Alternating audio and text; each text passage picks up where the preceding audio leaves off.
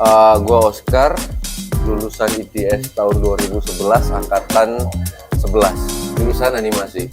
Nama gue Aldi, angkatan 11 IDS, lulus tahun 2011, jurusan animasi.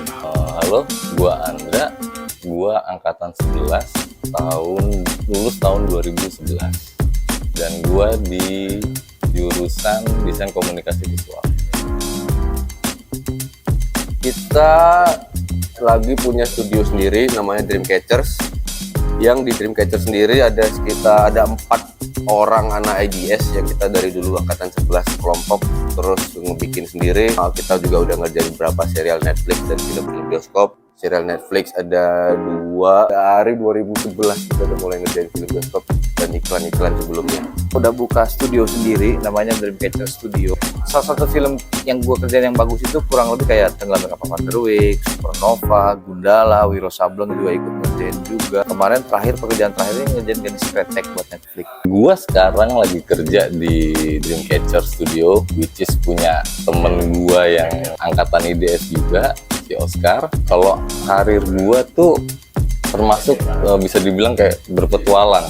Gue memulai karir gue tuh dari awal banget tuh percetakan yang cuma 3 bulan, terus gue pindah ke dunia event yang gue kerja di event itu sampai kurang lebih 8 tahun ke atas, dan akhirnya gue join sama temen gue nih sekarang di perfilman.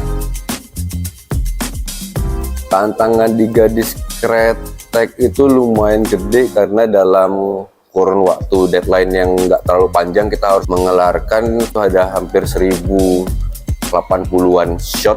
Itu kita harus kerjakan dalam tempo waktu 2-3 bulan, jadi semuanya harus kita tackle dari pre-production. Jadi waktu post-production nggak banyak tantangan-tantangan yang muncul tiba-tiba. Awal-awal kita kebanyakan kerjanya tuh sama pos-pos dari Indonesia kan, kayak Suraya, ada MD, ada macam-macam, ada Visinema, segala macam. Sekali kita ngerjain sama Netflix, ternyata sistem yang mereka punya sama yang Indonesia punya itu berbeda, sangat berbeda sekali. Contoh misalnya kontrak, bikin 3D burung terbang, Indonesia bikin itu cukup, Netflix nggak mau kayak gitu.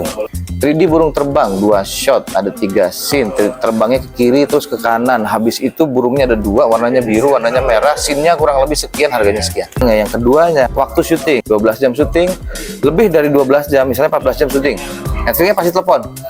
Kenapa syutingnya lebih dari 12 jam? Karena menurut Netflix, dan gue juga setuju, syuting lebih dari 12 jam itu tidak maksimis. Sama workflow yang mereka punya sama yang kita punya itu beda banget. Workflow mereka tuh bagus banget.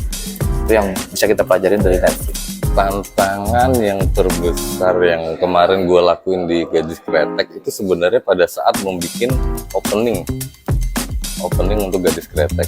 Mungkin ya opening sekelebat gitu aja, tapi itu maknanya dalam banget.